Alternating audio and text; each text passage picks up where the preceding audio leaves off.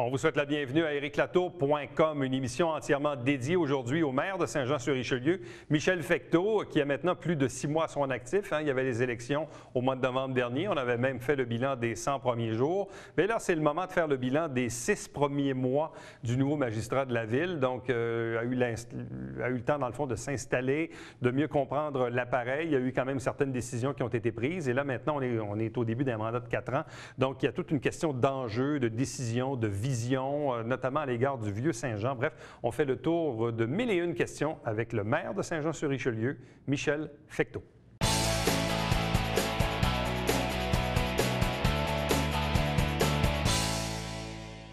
L'automne dernier, vous avez choisi un nouveau maire, un nouveau conseil de ville, ici même à Saint-Jean-sur-Richelieu. À une certaine époque, il y a quelques semaines, on a fait le bilan des 100 premiers jours. Là, c'est maintenant le temps de faire le bilan des 6 premiers mois. Michel Fecteau, bonsoir et bienvenue. Bonsoir, Éric. Et même un peu plus que les 6 premiers mois, parce que la date anniversaire est passée il y a déjà un certain temps. Mais disons qu'on prend pour acquis qu'on fait le bilan des 6 premiers mois. Avec le recul, le peu de recul qu'on a, grosso modo, c'est quoi le bilan que vous tracez? Bien, je pense que c'est un bilan qui est extrêmement positif. Disons qu'on se rappellera qu'on a commencé par présenter un budget là, qui était responsable, raisonnable, voté à l'unanimité. On a travaillé beaucoup de dossiers qui, je te dirais, là, depuis que je suis en poste, il y avait des dossiers qui traînaient. Je comprends que des dossiers qui ont peut-être été mis en attente que les élections se passent. Je suis très satisfait là, des mesures qu'on a prises au niveau industrie pour régler des dossiers. Tout ce qui traîne se salit. J'ai appris ça très jeune. Maintenant aussi, même à travers ça, ça travaille bien avec le conseil. On peut être des fois être en désaccord, mais je pense qu'il y a une belle harmonie. On en a reparlé encore hier. Donc, de ce sens-là, moi, je pense que ça va excessivement bien. Dossier économique, mais j'en ai parlé dès mon entrée à l'Hôtel de Ville. Je peux te dire que dans un avenir très, très prochain, d'excellentes nouvelles économiques, des investissements majeurs qui s'en viennent, autant commercial qu'industriel, et des mises à jour. Et je veux dire que je suis très, très content et aussi content de la participation des conseillers, de chacun des conseillers dans les 12 districts, mais aussi de l'organisation municipale que je salue parce que j'ai eu une excellente collaboration. On est tous du nouveau, évidemment, dans mon cas, mais j'ai senti vraiment une belle collaboration. Parlant de ça, justement, le fait d'être nouveau. Très souvent, dans le monde municipal, de façon assez majoritaire, les gens qui accèdent à la mairie ont été précédemment conseillers municipaux. Oui. Avec le recul des 6 derniers mois, c'est quoi les avantages ou les désavantages de ne pas avoir été conseiller municipal avant d'accéder à la mairie? Bien, moi, je te répondrais bien franchement, c'est que je dirais le modus operandi, le fonctionnement là, entre les séances plénières, séances publiques, la législation qui entoure tout ça. Mais pour avoir passé dans des organisations, siéger sur des conseils d'administration à haut volume, responsabilité quand j'étais gouverneur ou président du conseil, je vais t'avouer que les règles sont sensiblement les mêmes. Évidemment, c'est pas du privé, c'est du public. Donc, consensus, négociation, etc. Mais je n'ai pas trouvé dans la façon que j'ai travaillé avec des organisations, même au niveau privé, avec l'Hôtel de Ville, il y a un apprentissage qui se fait, on ne se le cachera pas.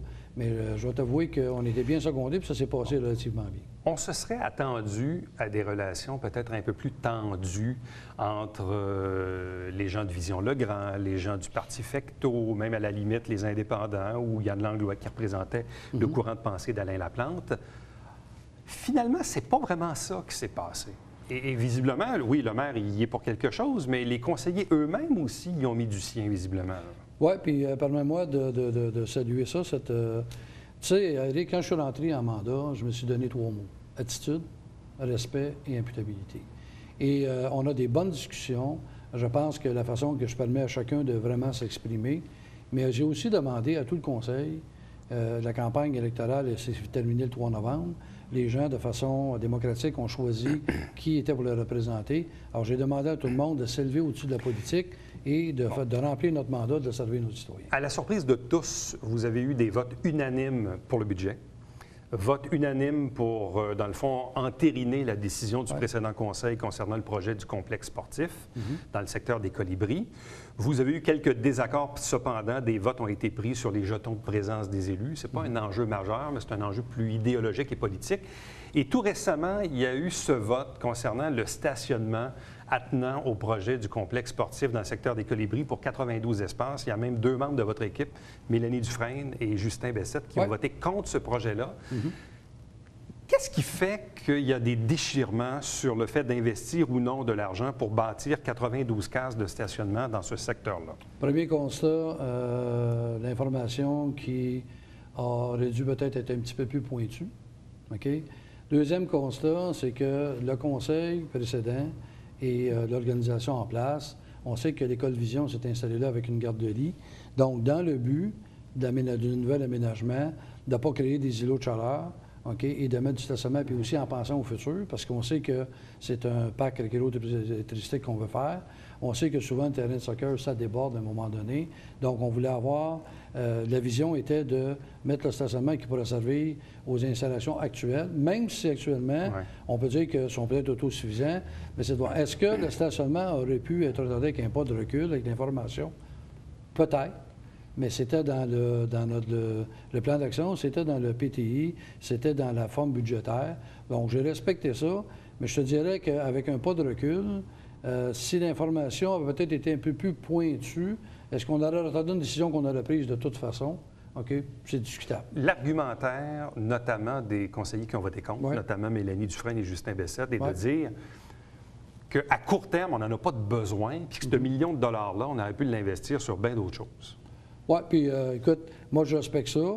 Puis comme je te l'ai dit, si je prends un pas de recul, OK, mais si l'information qu'on aurait eue, cette information aurait été aidée peut-être encore un petit peu plus pointue, on a eu des présentations. Il faut se placer dans le contexte. Si moi, je suis assis à la table du conseil, et Mélanie et Justin aussi, pendant qu'on nous présente OK, la transaction qui a eu lieu avec l'École Vision, la garderie, puis tout l'aménagement, bon, on a peut-être manqué un petit peu. Évidemment, cette décision-là aurait pu être peut-être reporté. Puis moi, là-dedans, j'ai laissé débattre tout le monde. On se souviendra que c'est 9 pour et 3 contre à partir de là. On se rappellera aussi qu'il y avait 5 anciens conseillers qui étaient là présents, qui avaient pris cette décision-là. Ils ont resté égaux à la décision. Mais moi, je n'ai pas fait une tempête avec ça parce que si ça n'aurait pas été là, ça aurait peut-être été dans les 6 premiers mois, dans la prochaine année. Regarde, puis moi, je suis resté là-dedans. J'ai laissé le débat se faire. Ça s'est fait respectueusement. Les gens ont expliqué. Je pense que le mot déchirement est peut-être un peu fort. Là. Dans le fond, c'est qu'on dit, en quelque part, ça va être là. On va peut-être se retrouver devant une autre situation tantôt qui va dire, bon, on n'aurait pas à attendre. Mais ça, déchirer bien, déchirer oui, là, on va pas loin que ça. Bon. Quand on regarde depuis l'élection, il y a une chose qui ne ment pas à chaque conseil de ville en séance publique. Votre adversaire, l'ex-candidat à la mairie, l'ex-conseiller municipal Alain Laplante est présent. On a senti une certaine patience au début. On vous sent, disons, beaucoup moins patient maintenant lorsqu'il intervient au micro. Êtes-vous agacé par la présence et par les questions d'Alain Laplante au conseil? Bien, faudrait-il que j'aie des questions? C'est une période de questions. C'est pas une période de débat. Ma patience a été de dire qu'il y a des gens, des citoyens, en bonne et due forme, qui viennent à l'hôtel de ville pour poser une vraie question. M. Laplante prend des items, puis il est en campagne électorale. Moi, je n'ai pas de problème qu'il se représente en 2017, là, aucun. Okay? Maintenant, moi, je suis là pour servir des citoyens. Je ne suis pas là pour faire des débats, là. Je l'ai invité, dire que s'il veut venir me rencontrer puis débattre sur certains points, je respecte ça. M. Laplante est un citoyen. Mais à l'hôtel de ville, quand tu as une période de 30 minutes de questions, puis tu as 5 minutes pour poser 3 questions, OK? L'autre chose que je trouve peut-être un peu bizarre, puis je suis en train de travailler pour éclaircir ça, je trouve quand même bizarre que des dossiers qu'on vient à peine de discuter, à un moment donné, il y a une question qui vient. Je travaille là-dessus. Pensez-vous qu'il y a des fuites? Je travaille là-dessus. Je trouve ça bizarre. Parce qu'il y a des gens qui vont couper assez court, là, je veux dire. Bien, je trouve ça bizarre qu'à un moment donné, j'ai des questions qui sont posées. Je m'interroge. C'est une interrogation. Je n'accuse pas personne, mais je trouve ça bizarre. Les questions qu'Alain Laplante pose souvent, c'est évidemment la protection des boisés. Ouais. On revient souvent sur Colibri. Ouais. La protection des terrains de golf actuels. Oui. Il vous parle beaucoup d'SOS Richelieu que vous avez dirigé pendant longtemps. Bon, on le sait, ici, vous aviez présenté votre état financier. Mais moi, justement, j'en avais... Que j'ai sur mon bureau de travail à Montréal. C'est ça. Mais évidemment, la requête d'Alain Laplante, elle est quand même légitime dans la mesure où il demande à ce que les états financiers soient rendus publics. Pas juste dans une entrevue télé, mais publiquement. Là. Ouais. À quel moment allez-vous rendre publics les états financiers? Je pense qu'on est quand même public. Oui. Bien, en fait, c'est quoi? C'était un petit peu, puis il n'y a pas juste M. Laplante là, qui a voulu jouer cette carte-là. Moi, je suis drôlement fait, hein? Quand tu me picoches, puis tu ne lâches pas de me picocher, tu n'auras pas la réponse. Moi, j'ai décidé, quand je déposais public, parce qu'on travaille encore des dossiers, et avant de quitter pour l'Hôtel de Ville, j'étais en conversation avec Sylvain, votre frère, puis justement, j'avais un dossier que je lui montrais qu'on est en train de régler qui est arrivé sur mon bureau. Je vais réitérer à vos auditeurs l'engagement que j'ai pris dans cette organisation-là. Tant aussi longtemps qu'il restait des sous, OK, puis qu'il y a des dossiers qui nous seraient soumis, on répondrait présent. OK? Maintenant, là, je t'invite et j'invite l'auditeur à regarder la date du 11 juin. Ça va être le 3e anniversaire de la première journée de la Grande Corvée. J'ai des gens, Éric, qui ont subi des dommages matériels, des dommages moraux. Il y a des gens qui ont subi du stress incroyable. Il y a plusieurs personnes qui nous ont demandé d'avoir comme un genre de, je peux moi te demander, un genre de petit get-together, un brunch ou quoi que ce soit à l'intérieur de ça. Et on est en train de regarder ça. Puis je vais les déposer publiquement. Je n'ai aucun problème à les déposer publiquement. D'ailleurs, je veux rappeler quelque chose qui est très important. Et merci de me donner l'opportunité. La Grande Corvée, tous ceux qui ont travaillé, des hommes et des femmes d'affaires, c'est terminé le 18 août 2011. Les gens, que ce soit les François Doucet de ce monde, les Pascal Bajon incorporés, ils ont dit, Michel, on a assez donné, on arrête ici. On a passé une résolution et on a transféré l'autre période à l'intérieur du Tourbillon de Saint-Luc. OK? Le Tourbillon de Saint-Luc, là, le dossier que je t'ai remis, que je t'invite à regarder, je l'ai ici, on est allé jusqu'au mois de décembre 2013 dans le rapport. Ce qu'on n'était pas obligé de faire. Mais là, il reste combien d'argent? Puis on va faire quoi avec ça? Bien, on va remettre, là, ce soir, j'ai un souper Lion. On en débat ce soir à travers ça. La Fondation Santé va peut-être recevoir des sous. Là, j'ai un dernier dossier qu'on a traité. Le maximum, on se souviendra, quelqu'un qui avait eu 75 de dommages pouvait avoir le maximum de 3 500. En passant, pour tes auditeurs, Desjardins, Raymond Chabot de Grant Thornton, OK, et je n'ai jamais signé aucun chèque de SOS Richelieu. Mais je suis à l'aise, on va le déposer publiquement, puis les gens vont pouvoir le regarder.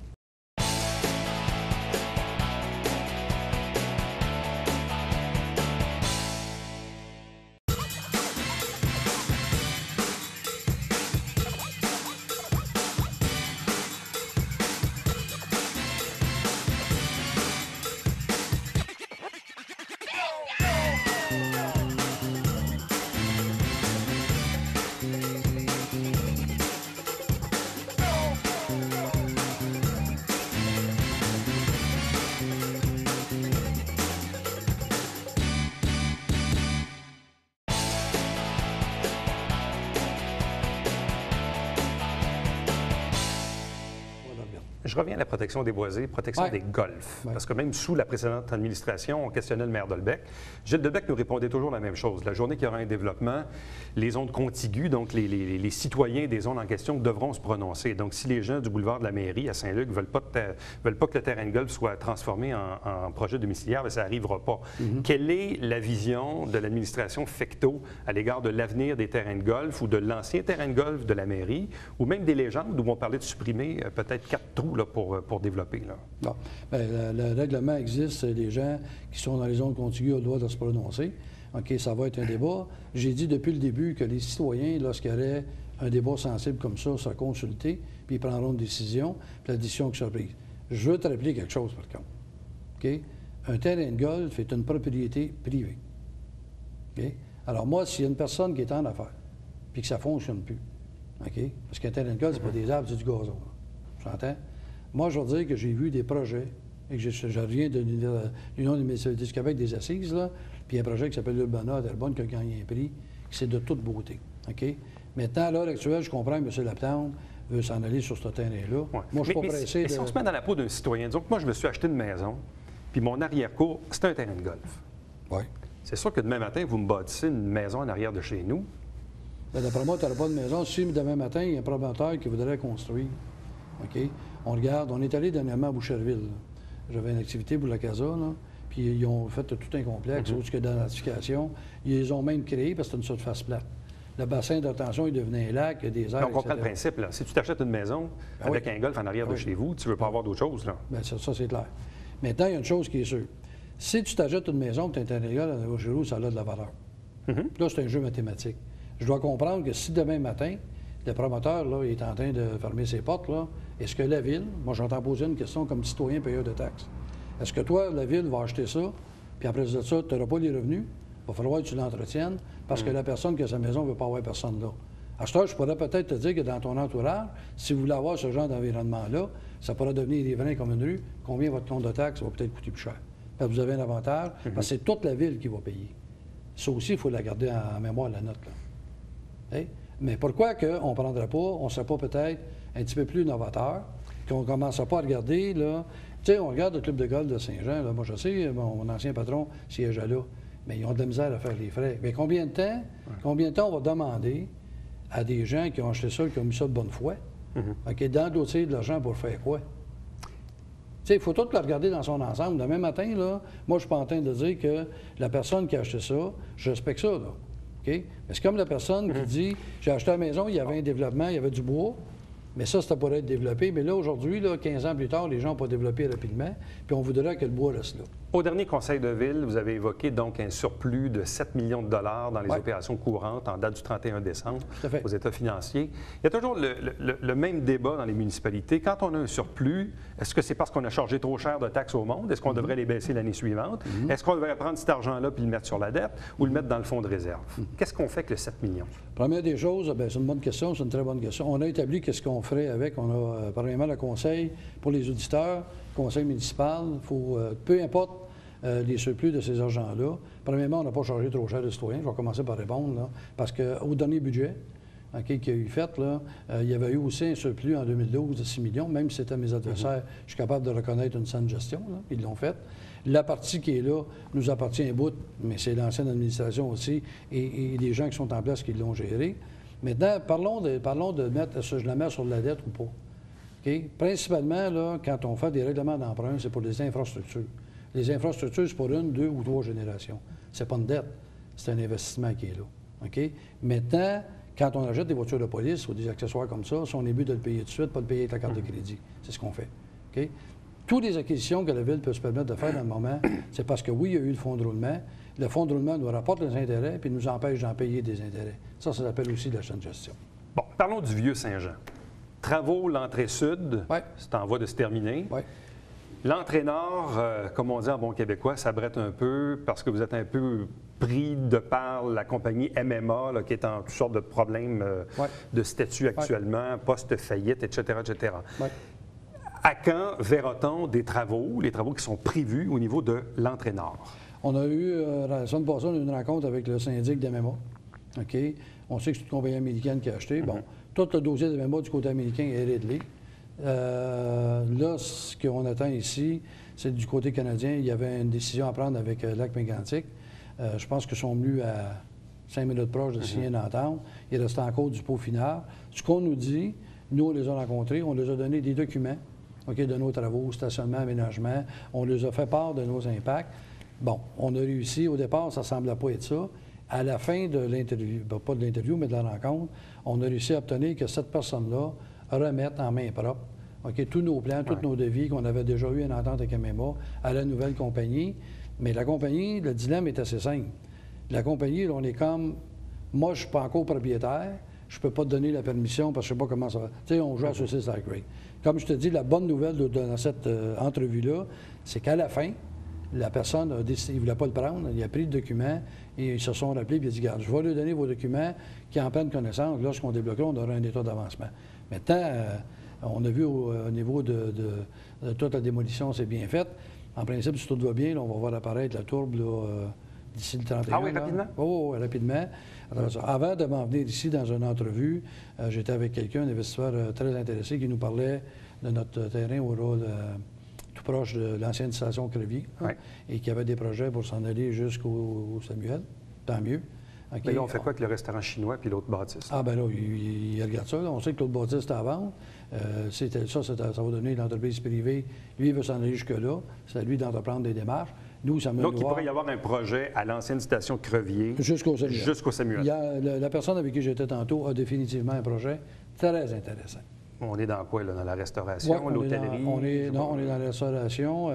À travers ça, quelque chose de très intéressant qui m'a vraiment surpris. Mais tu vois, dans les rencontres que je fais, Je connais plusieurs des investisseurs. Ça aussi, c'est un avantage pour moi de les connaître. Les gens-là, il y a un climat de confiance. OK?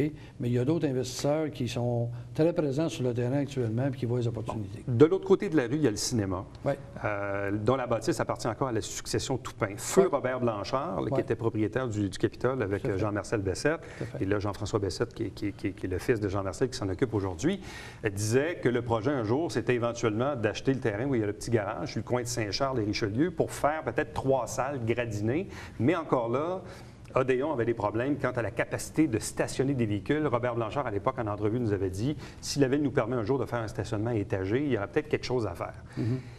En même temps, quand on a passé ça il y a plusieurs années, la rénovation du cinéma, il y avait comme un moratoire qui faisait en sorte que la seule place qu'on pouvait bâtir un cinéma, c'était dans le centre-ville, parce qu'on voulait le garder dans le centre-ville. Que fait-on avec le projet du cinéma? Le projet du cinéma, à l'heure actuelle, moi, j'ai eu l'occasion de parler avec M. Jean-François Bessette, qui me relatait les fuites commerciales au 10-30, dont Jean-François est partenaire aussi à moitié avec l'entrepreneur qui est là. Et en même temps qu'il me faisait part des fuites, me disait qu'il manquait 900 places pour combler au niveau de la clientèle. Moi, je te dis que dans le moment, il y a un projet de cinéma. Il y a des plans qui ont été déposés, puis il y a une demande de changement de zonage qui a été déposée à la Ville, à laquelle je n'ai aucun problème. OK? Moi, je vais vous expliquer clairement à tes auditeurs. Dans le moment, là, je suis quelqu'un qui a travaillé pendant 40 ans au niveau du commerce. J'ai été à la Chambre pour me battre pour l'achat local. OK? Il y a un projet de 3e salle de spectacle. C'est vrai. OK? La 3e salle de spectacle, je la vois vraiment, OK, dans le Vieux-Saint-Jean, parce qu'une salle de spectacle, on a juste à vivre le cabaret-théâtre, OK, ça a plus d'éléments de retention à l'heure actuelle. OK? Maintenant, toute la partie nord de la ville, dont tu fais partie, dont plusieurs gens font partie, quand le monde sont honnêtes, là, ils partent, c'est pas plus long aller au 10-30 que venir au centre-ville. OK? Je me le fais dire. OK? Et oui, il y a un problème, mais tu sais, le stationnement, etc. Moi, là, j'ai parlé avec Jean-François, je dois y reparler, OK, au niveau des intentions, mais accepter qu'à un moment donné, ce qui était bon il y a 20 ans, il dit aujourd'hui, ça s'est actualisé. Puis la clientèle... Ça a changé. La clientèle a beaucoup changé. Le volume de la population a beaucoup changé. Puis je n'ai pas les yeux fermés, mais je le répète, c'est mon plus gros élément, OK, de coulage commercial qu'il y a là, et j'entends bien le colmater. Il y a eu beaucoup de démolitions. Oui. On parle de tourbes, de gazon éventuellement. Oui. Qu'en est-il du projet du pont Gouin avec le ministère des Transports? Le pont, le fameux pont. Premièrement, j'ai demandé une réunion avec le ministère des Transports qui devrait avoir lieu incessamment. 2 choses que je veux savoir d'eux. OK?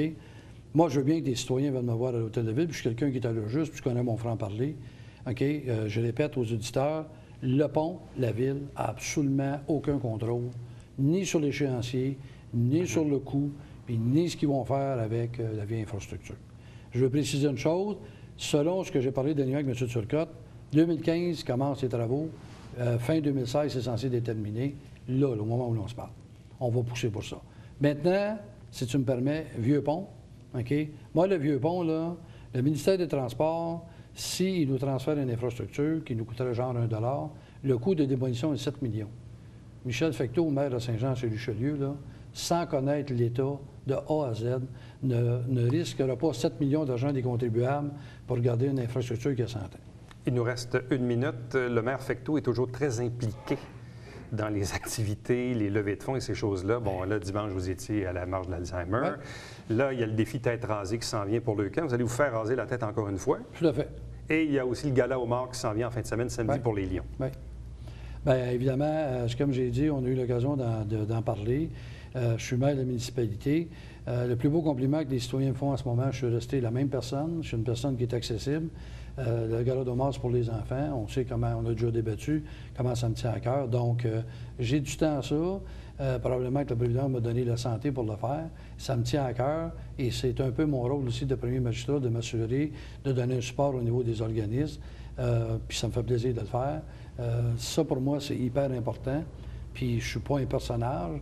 J'occupe une fonction qui est officielle, mais en même temps, il faut, je pense, être capable de contribuer, moi aussi, à donner un coup de pouce aux organismes. Gala aux morts, ce samedi, 31 mai, au pavillon d'extras du Collège militaire. Tout à fait. Michel Fecteau, merci beaucoup. Merci à toi. Bon été. On se revoit en septembre. Parfait. Merci. Toi aussi. Bonnes vacances. Restez avec nous. Au retour, on vous présente le Babillard quotidien.